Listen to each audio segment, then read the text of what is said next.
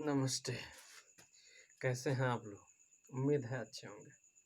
आज हम लोग क्लास 12th का मैग्नेटिक इफेक्ट ऑफ करंट से कुछ क्वेश्चन कर लेते हैं। यह हमारा पार्ट 7 है। ऑब्जेक्टिव सीरीज हमारा कंटिन्यू है, अब जारी रहेगा। देखते हैं पहला क्वेश्चन क्या है। पहला क्वेश्चन लिखा हुआ है, विद्युत धारा के चुंबकीय प्रवाह का खोज किसने किया?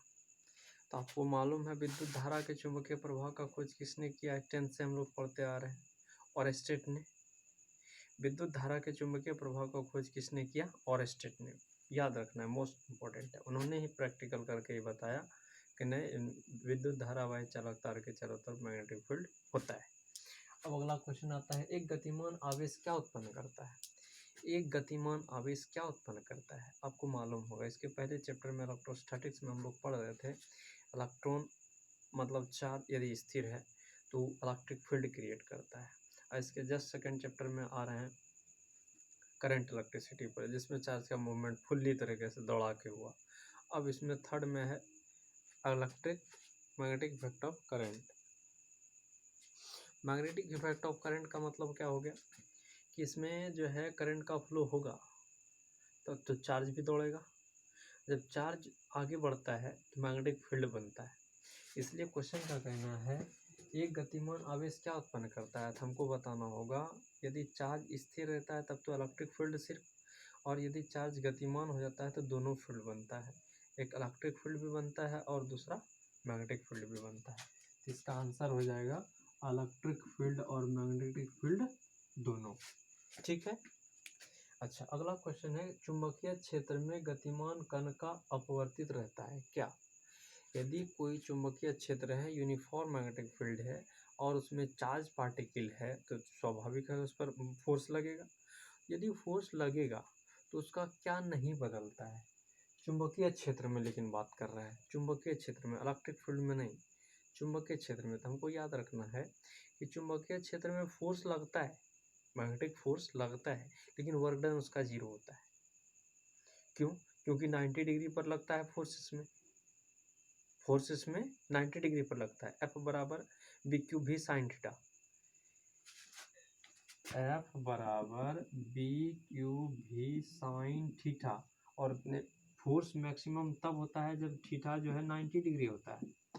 इसका मतलब फोर्स तो 90 डिग्री पर हो गया। अब हम वर्क डन जो इसमें निकालेंगे क्या? फोर्स इंटू डिस्प्लेसमेंट और कॉस थीटा में, और कॉस 90 का वैल्यू क्या हो जाता है? 0। इसलिए कहा जाता है इसमें जो है कि चुंबकीय क्षेत्र में गतिमान कण पर फोर्स लगता है लेकिन वर्क डन नहीं होता है।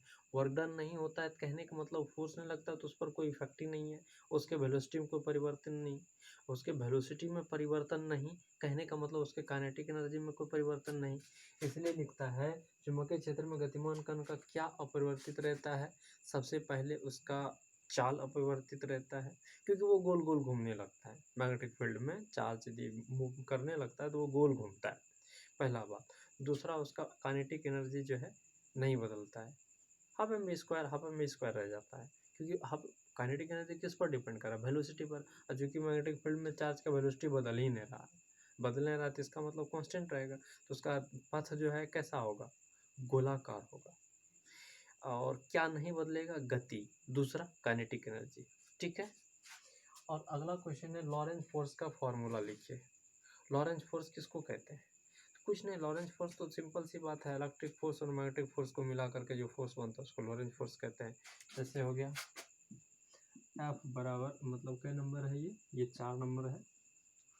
एफ बराबर क्यू भी बी साइन थीटा, मैक्सिमम के लिए साइन 90 हो जाता है, प्लस में मैग्नेटिक फील्ड, इलेक्ट्रिक फील्ड हो गया ई बराबर एफ बटे क्यू। तो एफ बराबर क्या हो जाएगा? E into Q. और इन दोनों को मिला देता है कौन? ये है आपका इलेक्ट्रिक फील्ड के लिए, ये है आपका मैग्नेटिक फील्ड के लिए। लॉरेंज कहता है दोनों का जो सम होता है उसी को हम लॉरेंज फोर्स बोलते हैं। और लॉरेंज फोर्स में सम क्या होता है? इलेक्ट्रिक फील्ड को रखिए यहाँ पर, मैग्नेटिक फील्ड को यहाँ पर रखिए। अब इसके बाद चार्ज इसमें कॉमन आता है और इलेक्ट्रिक फील्ड यहाँ, भी यहाँ क्रॉस बी यहाँ। ये साइन थीटा यदि यहाँ डाल देते हैं, यहाँ साइन थीटा यदि डाल देते हैं तो ये ऐसे होगा। और साइन थीटा लिखने का रीज़न हमारा ये है, साइन थीटा लिखने का रीज़न ये है क्योंकि भी क्रॉस भी हमको लिखना था इसमें। भी क्रॉस भी नहीं दिख रहा है तो बोल दिए, भी क्रॉस भी दिख रहा है। और भी क्रॉस भी कहीं कहीं क्वेश्चन में बी क्रॉस भी लिख देता है, जो कि गलत होगा। तो लॉरेंज फोर्स का फॉर्मूला ऐसे होता है। उसके बाद है एक इलेक्ट्रॉन पूर्व की ओर गतिशील है और चुंबकीय क्षेत्र उत्तर दिशा में कार्यरत है। सुनना ध्यान से, उत्तर दिशा में कार्य, इलेक्ट्रॉन पर लगने वाला बल का दिशा बताएं। क्या कह रहे हैं, इलेक्ट्रॉन पूर्व की ओर गतिशील है, पूर्व की तरफ का, पूर्व की ओर जो है इलेक्ट्रॉन को गतिशील कर दीजिए। ठीक है, ये पूर्व हो गया, ये जो है करंट का डायरेक्शन बताता है। और उसके बाद कहता है कि गतिशील है और चुंबकीय क्षेत्र उत्तर दिशा की ओर, इधर उत्तर दिशा है, इधर दक्षिण है। तो पेपर पर भी देख सकते हैं आप, ईस्ट है, वेस्ट है, नॉर्थ है, साउथ है। यदि यहाँ पर ऐसे कर देते हैं, ऐसे कर दीजिए, ये है इलेक्ट्रॉन का डायरेक्शन। क्या कह रहा है, चुंबकीय क्षेत्र, एक इलेक्ट्रॉन पूर्व की दिशा में, ये पूर्व की दिशा में इलेक्ट्रॉन हो गया और उत्तर की दिशा में मैग्नेटिक फील्ड हो गया। दाएं हाथ, राइट हैंड थंब रूल, इसी के अनुसार से हमको निकालना है। तो ये हो गया करंट का डायरेक्शन, ये हो गया मैग्नेटिक फील्ड का डायरेक्शन। ये पाम जो है फोर्स को बताएगा, तो ये बाहर की तरफ हो गया। लेकिन याद रहे, राइट हैंड थंब रूल हम तब लगाते हैं जब चार्ज पॉजिटिव होता है, और तब कहते हैं पाम का जिधर डायरेक्शन है उधर ही जो है फोर्स का डायरेक्शन होगा। लेकिन हाँ, यहाँ पर दिया हुआ इलेक्ट्रॉन, तो कोई बात नहीं, हम अपने अनुसार से निकाल लेंगे फोर्स। उसके बाद पॉजिटिव का डायरेक्शन आ जाएगा, इलेक्ट्रॉन बोलेगा उसको जस्ट अपोजिट कर देना है। तो उसके अनुसार से हमने देखा, ये जो है मैग्नेटिक फील्ड, ये चार्ज का डायरेक्शन हुआ, करंट का डायरेक्शन हुआ, ये मैग्नेटिक फील्ड उत्तर हो गया, और ये जो है आपका हो गया करंट का डायरेक्शन। इसका मतलब है ये बाहर की तरफ आ रहा है। तो मैग्नेटिक फील्ड, मैग्नेटिक फोर्स का डायरेक्शन इक्वल फोर्स का डायरेक्शन होना चाहिए क्या, बाहर की तरफ। लेकिन है क्या चीज़, इलेक्ट्रॉन, तो क्या हो जाएगा अंदर की तरफ। इसका मतलब है इस पर फोर्स जो लगेगा ऊर्ध्वाधर इनवर्ड।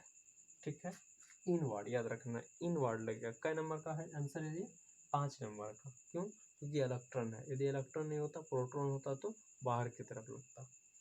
अब है टेस्ला और वेबर पर मीटर स्क्वायर में क्या अंतर है, क्या फ़र्क है, क्या संबंध है। तो कुछ नहीं, टेस्ला वही चीज़ है जो कि वेबर पर मीटर स्क्वायर है। अब टेस्ला क्या चीज़ है, टेस्ला मैग्नेटिक फील्ड का यूनिट है। मैग्नेटिक फील्ड का यूनिट है, मैग्नेटिक फील्ड का यूनिट क्या होता है, टेस्ला होता है। इसका दूसरा नाम वेबर पर मीटर स्क्वायर। अच्छा, इसको हमने क्यों दिया, हाँ दिया, इसलिए दिया क्योंकि इसका जो है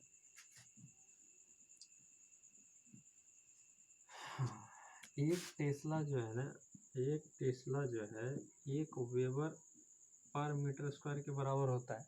क्वेश्चन क्या पूछा, 5 टेस्ला जो है किसके बराबर होगा, तो 5 वेबर पर मीटर स्क्वायर के बराबर हो जाएगा। ठीक है, तो इस तरह से हमने देखा 6 क्वेश्चन कैसे सॉल्व करते हैं। इसके आगे फिर क्वेश्चन करेंगे, तब तक के लिए इजाज़त दीजिए, धन्यवाद।